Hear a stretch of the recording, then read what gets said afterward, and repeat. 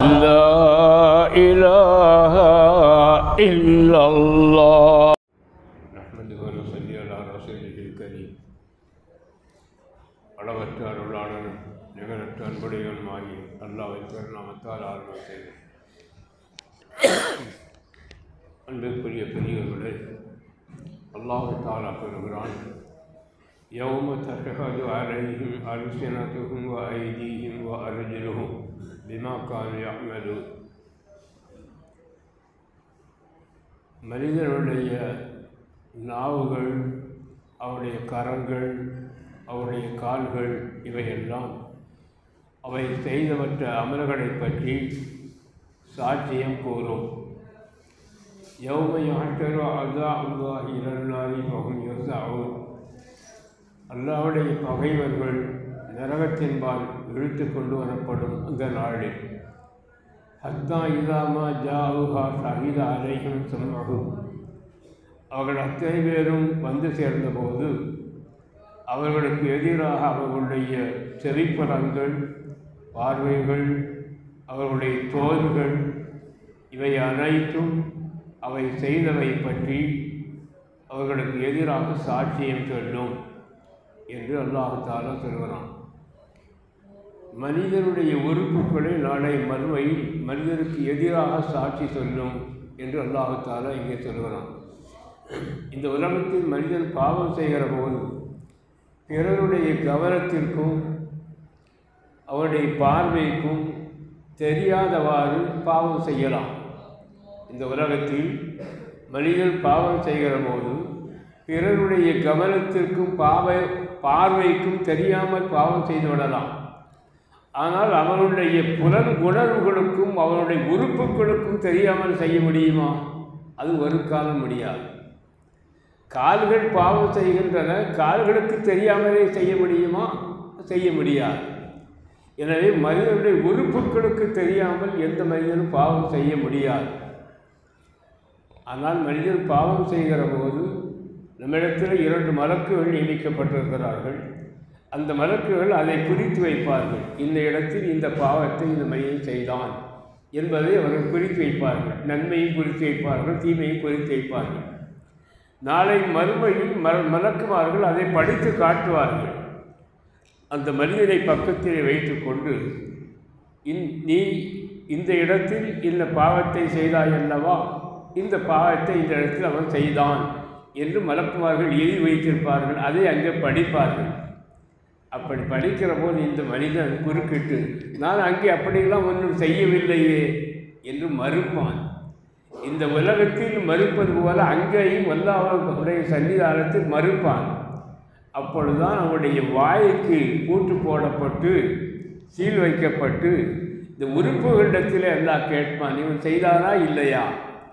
கால்களை பார்த்து கேட்பான், கரங்களை பார்த்து கேட்பான், தோள்களை பார்த்து கேட்பான், இவன் இந்த பாவத்தை செய்தானா இல்லையா என்று. அப்பொழுது அந்த உறுப்புகள் சாட்சி சொல்லும், செய்தான். கரங்கள் சொல்லும், கால்கள் சொல்லும், மனிதனுடைய தோள்கள் எல்லாம் சொல்லும். இப்பொழுது அந்த மனிதன் ஆச்சரியப்பட்டு போவான். நம்முடைய உறுப்புகள் நமக்கு எதிராக சாட்சி சொல்கின்றனவா, எங்களுக்கு எதிராக நீங்கள் சாட்சி சொல்கிறீர்களா என்ற உறுப்புகளை பார்த்து நாளை மறுமையில் மனிதன் கேட்பான். உறுப்புகள் சொல்லும், நாவை பேச வைத்த இறைவன் இப்பொழுது எங்களை பேச வைத்திருக்கிறான், நாங்கள் பேசுகிறோம் என்று அந்த உறுப்புகள் சொல்லும் என்று விரிவுரையாளர்கள் இதற்கு நமக்கு பதில் சொல்கிறார்கள். எனவே நாளை மறுமையில் நமக்கு எதிராக இந்த உறுப்புகள் அத்தனையும் சாட்சி சொல்லும். இன்னும் நமக்கு சொல்லப்பட்டிருக்கிறது, மனிதனுக்கு எதிராக சாட்சி சொல்லக்கூடிய உறுப்புகள் 11 உறுப்புகள் நமக்கு எதிராக சாட்சி சொல்லும் என்று சொல்லப்படுகிறது. ஒன்று நாவு, கரம், கால்கள், செவிப்புலன்கள், பார்வைகள், மனிதனுடைய தோள்கள், இடம், இரவு, பகல், நம்மிடத்தில் இருக்கின்ற மலக்குமார்கள் இவை அத்தனையும் நாளை மறுமையில் சாட்சி சொல்லக்கூடியவர்கள்.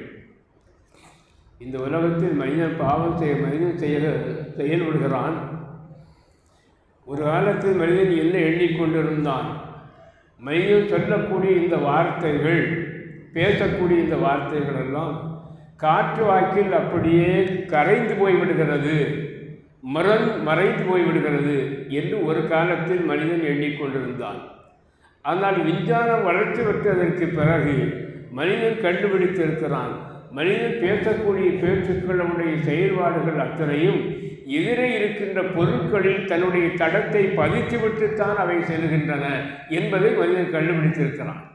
எனவே இப்பொழுது நாம் பேசுகின்ற இந்த பேச்சுக்கள், நம்முடைய செயல்பாடுகள் எதிரே இருக்கின்ற இந்த தூண்கள், இந்த சுவர்கள் அத்தனையிலும் பதிவு செய்யப்படுகிறது. நாளை மறுமையில் அதை அல்லாஹ் தஆலா வெளிக்கொணர்வான். நாம் பார்த்திருக்கிறோம், சில மனிதர்கள் இங்கே தொழுது கொண்டிருப்பார்கள். 2 ரக்காத் தொழுது முடித்ததற்கு பிறகு சற்று அகன்று இன்னொரு இடத்திலே 2 ரக்காத் தொழுவார்கள். இப்படி அகன்று ஏன் தொழுகிறார்கள்? அந்த இடம் நமக்காக சாட்சி சொல்ல வேண்டும் என்பதற்காக வேண்டித்தான். 4 ரக்காத் தொழுகிற போது 2 ரக்காத்தாக தொழுகிற போது 2 இடங்களில் மாற்றி அவர்கள் தொழுகிறார்கள் என்று சொன்னால், அந்த இடமும் நமக்கு தொழுதான் என்று சாட்சி சொல்ல வேண்டும், இந்த இடமும் நான் தொழுதேன் என்று சாட்சி சொல்ல வேண்டும் என்பதற்குத்தான் அப்படி செய்கிறார்கள்.